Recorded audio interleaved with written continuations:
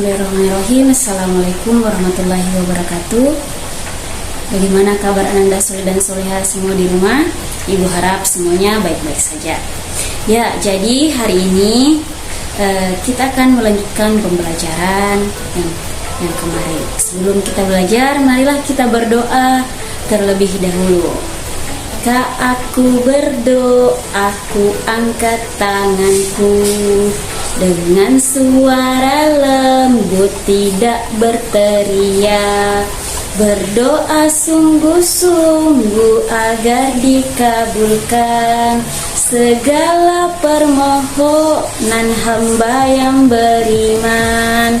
Doa sebelum belajar.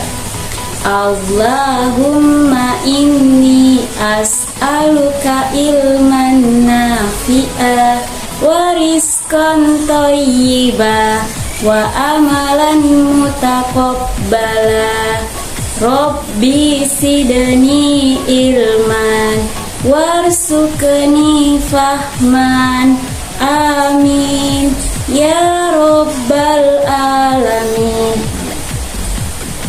Nah, kita telah berdoa, jadi Ibu harap semuanya siap untuk belajar. Ibu harap semuanya anak-anak bisa menyimak pembelajaran hari ini dengan baik. Ya baik, sebelumnya kita telah belajar mengenai apa?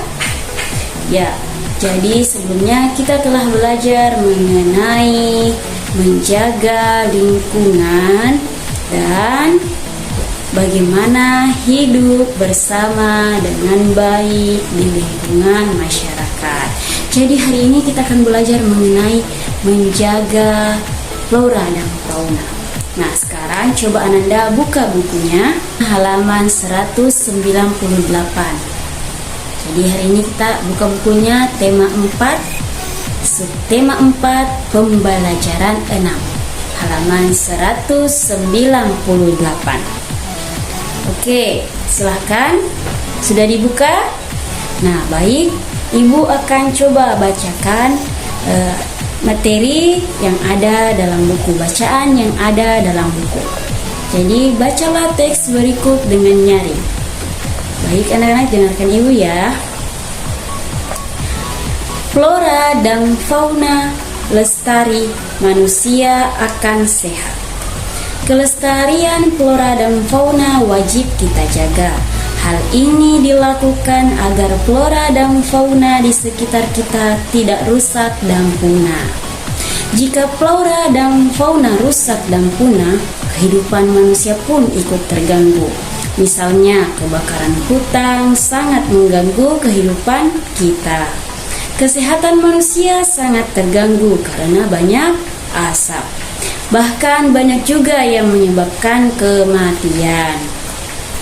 Banyak cara yang dapat dilakukan untuk melestarikan flora dan fauna di sekitar kita.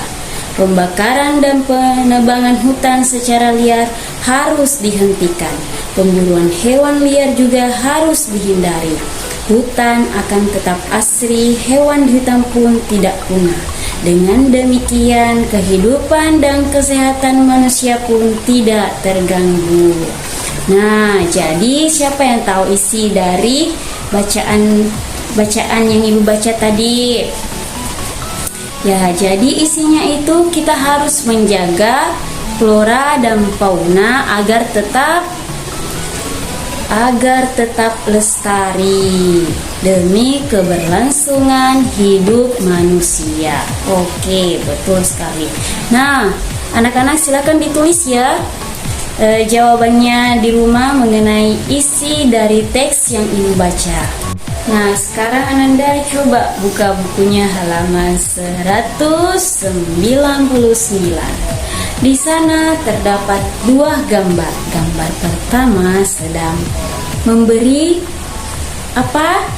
sapi makan. Gambar kedua sedang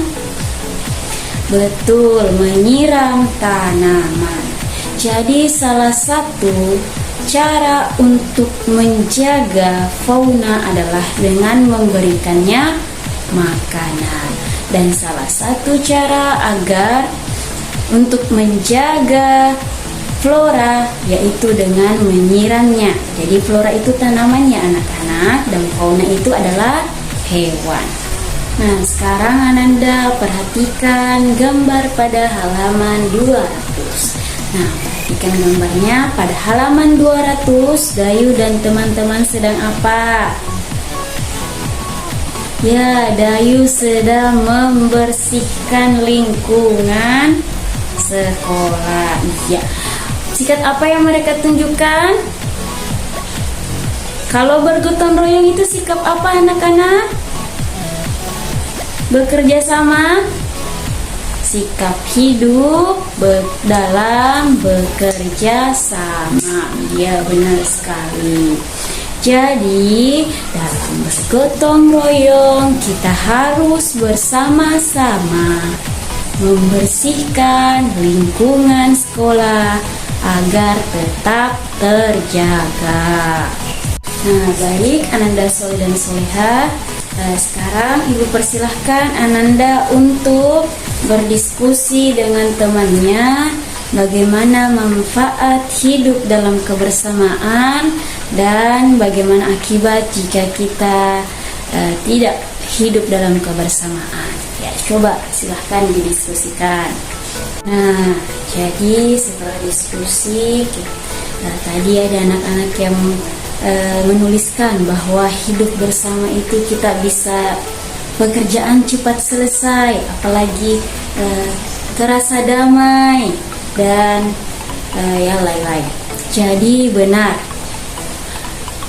manfaat hidup dalam kebersamaan itu adalah pekerjaan bisa cepat selesai, banyak yang bantu Ki, jadi cepat selesai pekerjaan kita. Kemudian terasa tentram karena kita hidup dalam kebersamaan, toh tidak bertengkar. Dan apa lagi? Iya, kita punya banyak teman. Nah, benar sekali. Nah, akibat dari tidak hidup dalam kebersamaan itu apa tadi? Anak-anak ada yang bilang banyak musuhnya. Pekerjaan tidak cepat selesai. Kalau kesusahan tidak ada yang bantu. Ya, benar sekali. Jadi Ananda Soleh dan Soleha, dalam hidup ini kita harus hidup dalam kebersamaan. Nah, sekarang kita lanjut pembelajarannya. Silahkan Ananda buka bukunya halaman 203. Perhatikan, dalam halaman 203 terdapat gambar Udin sedang memegang pot bunga. Nah, coba perhatikan Ananda. Pot bunga yang dipegang Udin itu berbentuk apa? Berbentuk tabung. Tabung itu adalah bangun ruang.